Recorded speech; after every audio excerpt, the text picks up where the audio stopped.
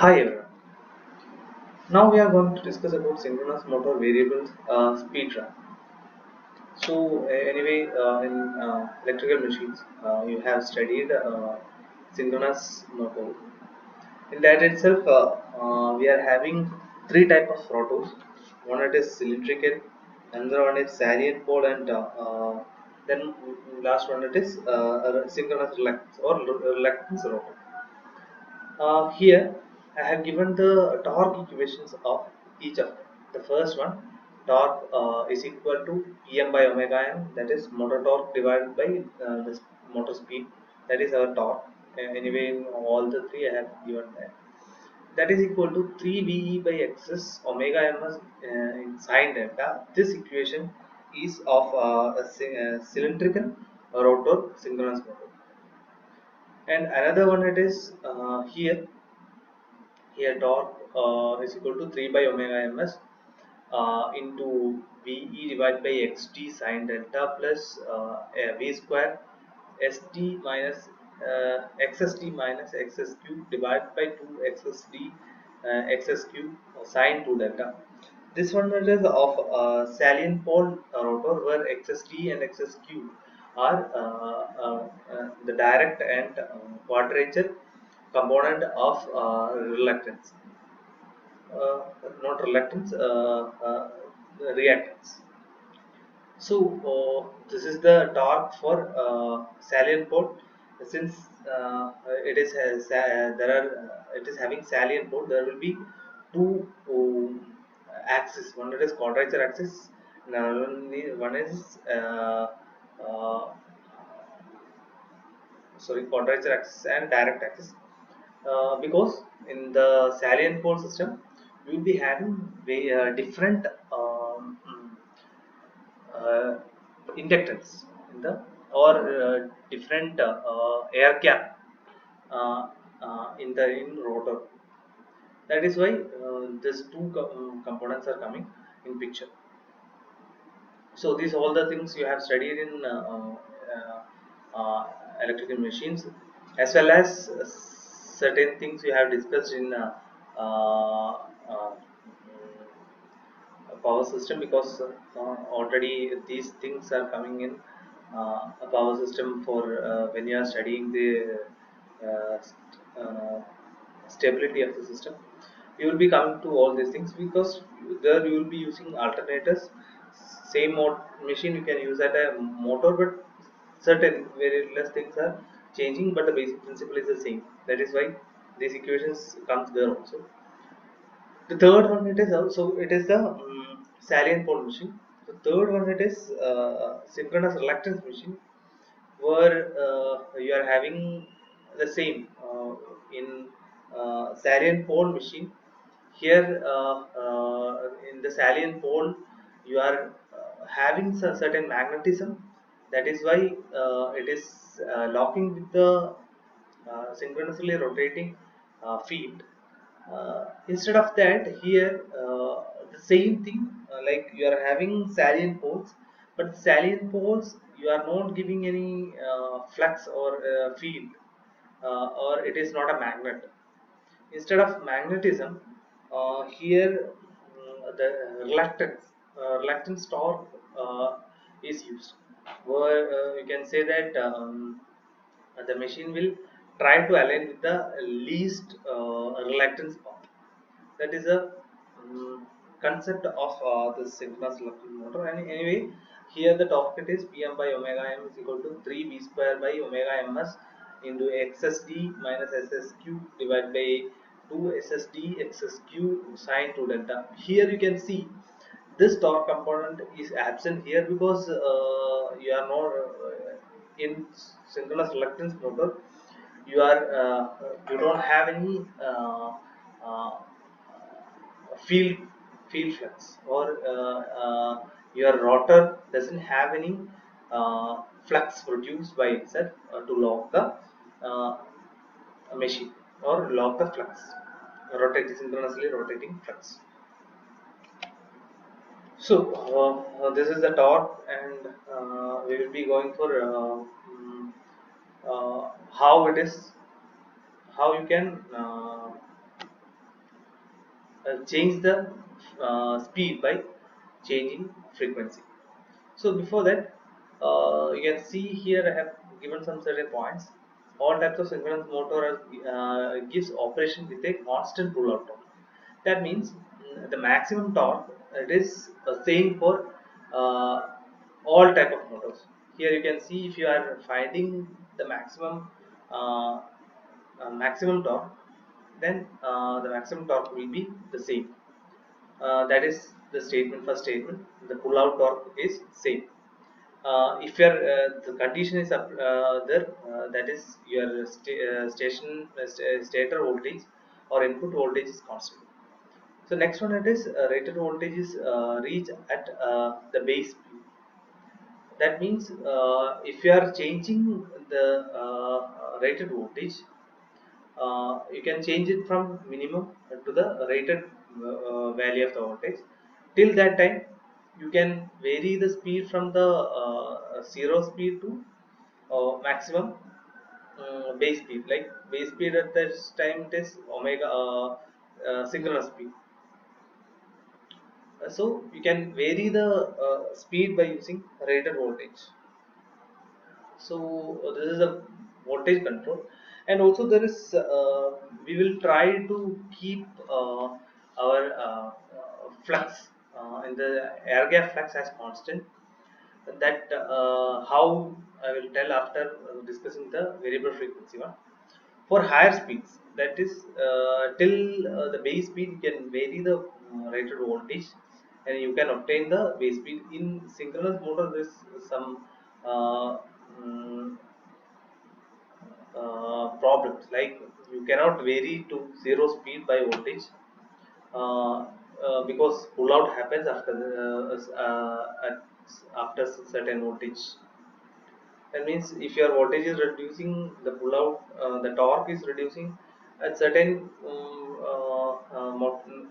lesser motor torque, the rotor will uh, not follow your synchronously rotating field. That is happens, and that's called as pull out. Uh, for higher speeds, the machine is operated at the rated terminal voltage and variable frequency.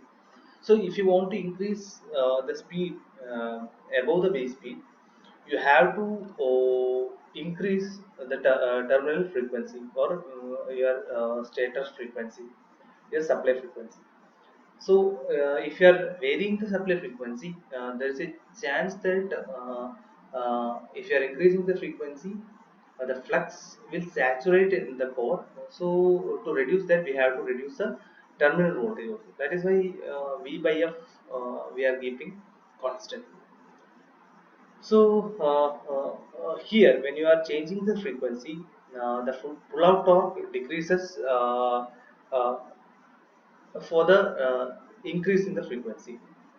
So we can say that we cannot increase the frequency uh, beyond a limit because there is a chance of pull out. So this is the basic of variable frequency control. Now we are going to discuss modes of variable frequency control. There are two modes. One it is true synchronous mode, and another one it is self control. Or this self control mode itself is called as self synchronous mode also. So there are two modes for variable speed drives. This variable speed drives obtained by the variable frequency. These two methods depends upon how you are changing the frequency.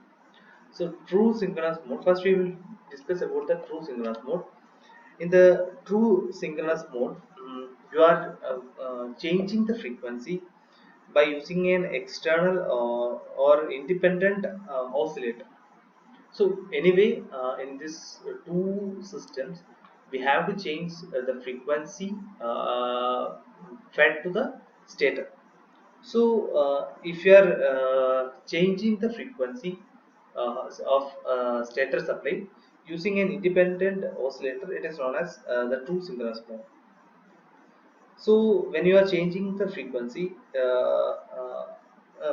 from the initial speed to desirable value, you'll be gradually changing, because you have to gradually change. If you are suddenly changing, it will, your rotor will not follow this synchronously rotating field. That means pull out happens. So not to happen that pull out, we will be varying the frequency gradually, so that the difference between synchronous speed and rotor speed is always very small. So we have to keep that very small window of speed variation between uh, the rotor speed and synchronous speed. This allow the rotor to track the changes in the synchronous speed. That is why it is not pulling out from the rotating uh, magnetic flux or rotating air gap flux. So when the desired synchronous speed is obtained, at that time we have to change it from the independent oscillator to the main supply.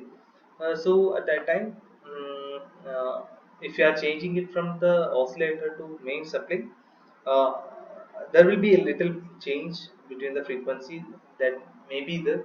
So the, or the position error will be there. If it is position error, or that field itself maybe if you are telling like there is any phase difference between these two voltages, like your oscillator frequency or oscillator supply and your main supply, then there will be a lag in that rotation. This will make certain uh, like hunting. Why it is called as hunting? Because if you are having phase difference, the rotor will have to rotate, or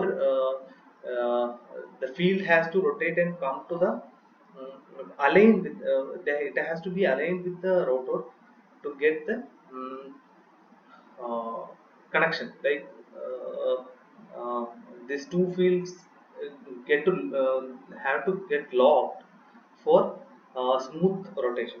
So if it is not locked at the instant when you have changed, then it will lag, or it will take some time to lock. So when you are getting locked, it will oscillate. Because whenever one it is very moving very fast, and another one it is moving slowly, and if it is locked at the same instant, there will be some uh, extra that uh, hunting means there is some vibrations. So these vibrations will cause, to reduce this vibration, we will have to use damper winding in the system, or this damper winding is used to pull into synchronism. So this is the true synchronous mode. When you are going for self control mode, instead of an independent oscillator, we are changing the frequency of the stator voltage itself. So for that, you can what we are doing it is by using a rectifier and voltage source inverter, or current source inverter, whatever it is. You can change the frequency gradually from zero frequency to the synchronous to the uh, frequency which is equivalent to the speed you need to obtain. So in the self-control mode, the stator supply frequency is changed in proportion to the rotor speed to the rotating field produced by the stator.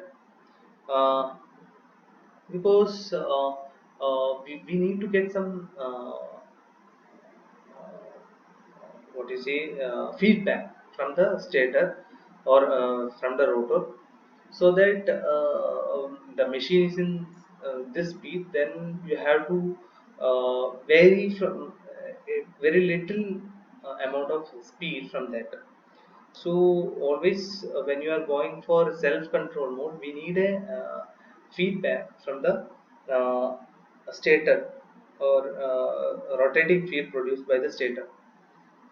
uh, okay, actually, then before that, I forgot to discuss the main working of self control mode.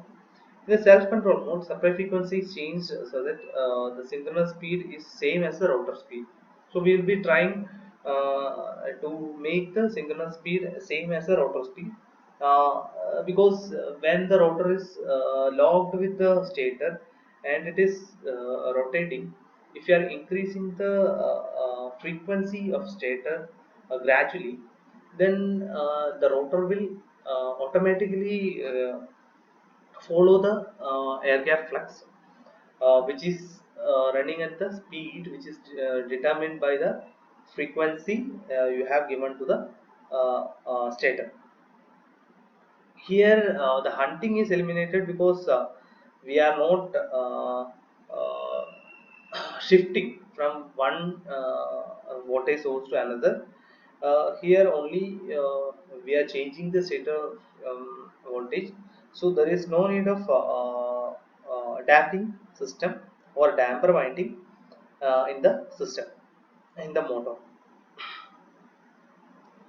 So here, since the voltage induced in the stator phase has a frequency proportional to the rotor speed, the self control can be realized by making stator supply frequency to track the frequency of induced voltage. So anyway, you know that when the system is rotating, uh, if you are finding the frequency or speed of armature, sorry, uh, the rotor the rotor field, sorry, the synchronously rotating air gap flux, then you can uh, use it as a feedback. So for this you can use certain sensors which is mounted on the stator to track the rotor position.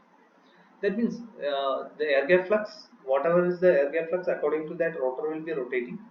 So you can say that if you have kept sensors in the stator, so which is finding the position of rotor, then it is good for the system to find the position of the rotor, or it is better for uh, feedback for the system, and without any type of hunting, we can control the system.